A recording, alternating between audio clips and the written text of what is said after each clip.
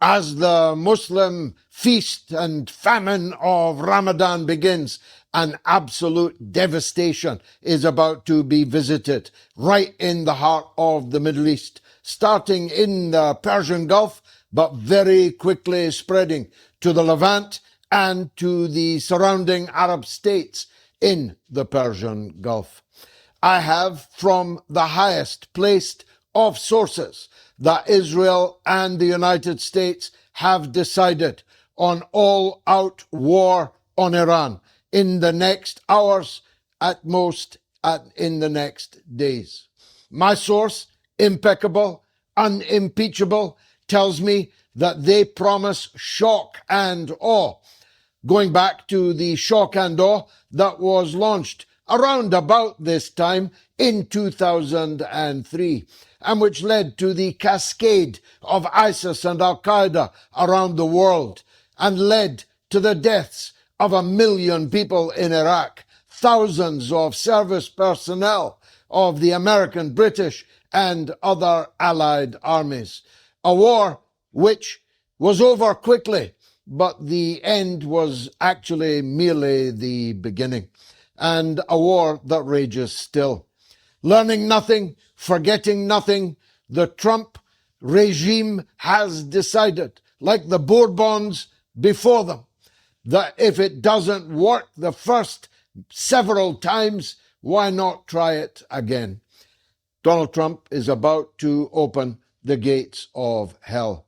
And moreover, when the Russian Navy is in the Straits of Hormuz performing naval exercises with the Iranian Navy, this will be a war without end. This will be a war without limits. This will be a war without territorial boundaries. This will be a war that will spread like wildfire right across the region and right across the world. Donald Trump has assembled more than 1/3 of all American armed forces in or heading rapidly towards the Persian Gulf. In a U-turn after a U-turn after a U-turn, Trump has just lashed the British Prime Minister, Keir Starmer, for his decision to lease Diego Garcia and give title to the people who rightly own it.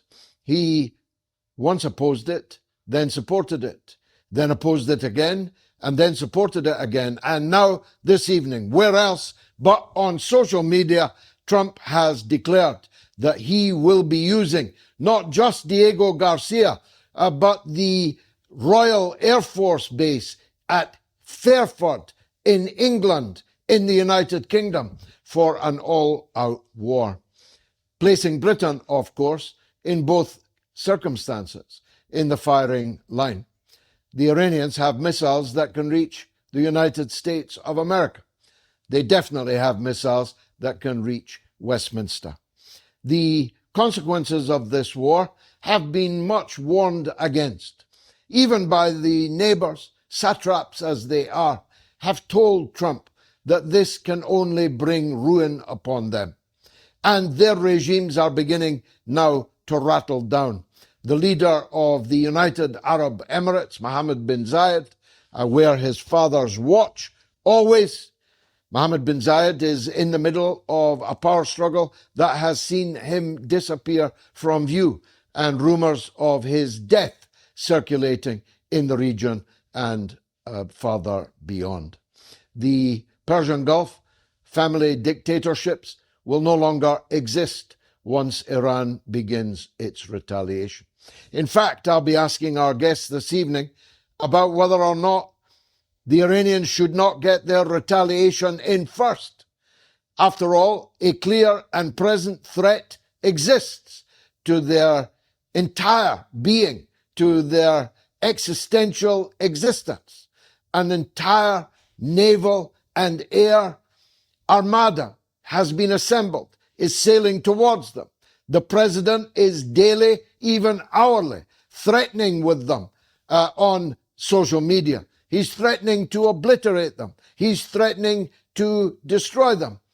And nobody could argue that Iran does not have the legal right to fire first. And those aircraft carriers in the Persian Gulf will quickly turn into floating coffins. What about the Russian Navy? What are the Russians going to do? What are the Chinese going to do? Iran is a centrally placed ally of both of them. Iran is the major supplier of oil to China, which has already lost its ally in Venezuela. And don't tell me that the Delcy Rodriguez has not sold the pass, because everything makes clear that she has indeed done so. So is China going to watch another ally of its being destroyed by Donald Trump? Is Russia going to allow the United States Army and Navy and Air Force to create a hostile regime right in the heart of the Russian heartland? This and these are big questions, and we are perfectly placed with our guests tonight to analyze them at the highest level. The guests we have, one Iranian-born Swedish and American citizen, and one a veteran of the CIA. Now, if you think I'm bluffing, I promise you that I am not. I know this war has been a long time coming, and we have covered it coming for not months, but years. But this time, it's real. Shock and awe. Well, how did it work out the last time? It's more or less the anniversary of the war that Bush and Blair launched on Iraq in 2003. They killed 1 million people. Iraq has effectively ceased to exist as a functioning state ever since. ISIS and Al-Qaeda were born there. They proliferated and spread throughout the world. And the conflict is not over yet. The United States has just promised sanctions on Iraq. Sanctions on the Iraq they created, if they have the temerity to allow the man that won the election in Iraq to become Prime Minister again. Al-Maliki is not a trusted ally of the United States. That's why he won the election. The people of Iraq hate the United States. But then, at this point, who doesn't?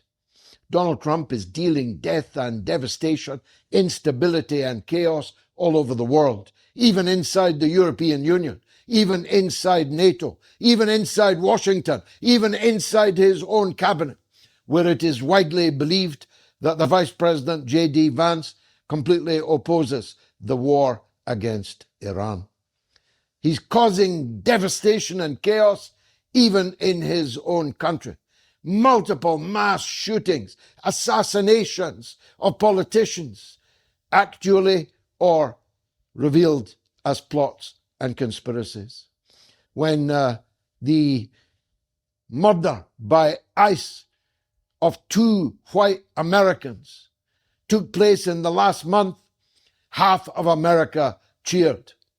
When Charlie Kirk was brutally assassinated on camera, the other half of America cheered. America's on the brink of civil conflict, with a minority supporting Donald Trump, but a fanatic and heavily armed minority. This chaos has been unleashed as the prospect of the final end of Western European-based hegemony in the world began to be obviously doomed. That's what Marco Rubio's speech to the Munich Security Conference was all about. If you haven't read it, I urge you to read it line by line. It was a declaration that Western civilization is dying, it's going down, and that the Western European and their North American kith and kin must unite to reverse the anti-colonial trend, to reverse the trend towards multipolar power in the world. And the Europeans cheered it. In fact, they gave it a standing ovation. So now the global South, Africa, Asia, Latin America, Eurasia, They all now know what the American empire plans. It plans a reconquest of the world before it is literally too late for them to mount such an expedition. And Iran is the second of Donald Trump's reconquests. For 100 years and more, the United States has bridled against the independence of Latin America, against the degeneration of the Monroe Doctrine. A Monroe Doctrine is now in place. No opposition to American domination will be permitted in the Western Hemisphere, and that includes from European countries. Denmark, as Senator Lindsey Graham said, who cares who owns Greenland? Well, only Greenland and Denmark, of course, because it's their sovereign territory. But who, as Lindsey Graham said, is Denmark? In fact, he said it with such profanity that it caused great offense even to American diplomats present. But he was telling the truth. Who is Denmark? Who is the Netherlands? Who is France? Who is Britain with their woke and weak armed forces? The United States knows full well that American security guarantees are the only thing that they could rely on. They tried to destroy Russia and failed. They tried to stop China's rise and rise, but they failed. And they're about to discover that Iran is not Venezuela. Iran is not Iraq. The United States does not have the military force to occupy Iran, a country of 90 million people and truly vast territory, with allies in Moscow and Beijing. And that's why they've chosen shock and awe. My source tells me that the United States and Israeli air power is going to devastate Iran for 48, 72 hours or more until they hope they have broken the regime and broken the spirit of the people. But they forgot that boomerangs come back to hit you. The Iranian armed forces are this time locked and loaded. The Iranian response is this time perfectly calibrated. And as Professor Marandi, our friend and frequent guest, just tweeted in the last few minutes, leave all Arab countries in the Persian Gulf immediately, full stop. That means that the Straits of Hormuz are going to be blocked, that the oil and gas production facilities in all of Iran's neighbors are going to be instantly destroyed. That means that American bases far away from the Persian Gulf are going to be annihilated, and anyone in them will be eviscerated. The armada of ships is highly vulnerable from land to ship missiles, hypersonic missiles, which will target the big warships, target the aircraft carriers. And then there's the question of Israel. This war is for Israel, just like the Iraq war was for Israel.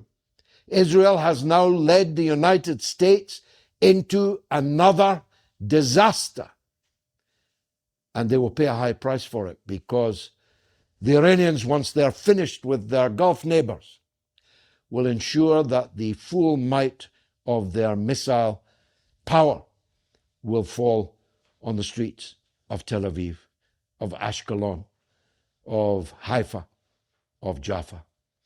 The Iranian response will be unlimited in time and space. It will stretch across the world, but it may destroy Israel first and foremost.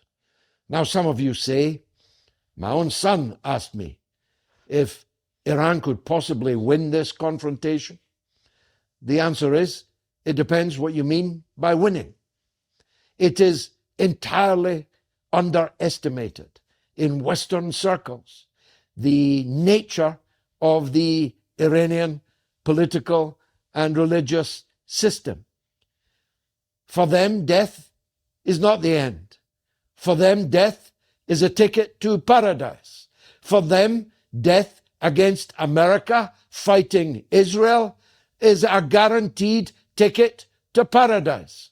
For them, going down with all guns and all rockets blazing is an honor.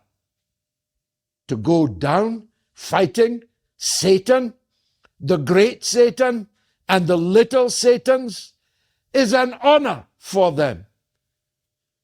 They will not care if they die. They will not care, because for them, death is not the end. For us in the West, flabby and completely lost to religion, it is, of course. We care only about material things. And therefore, I draw your attention to this.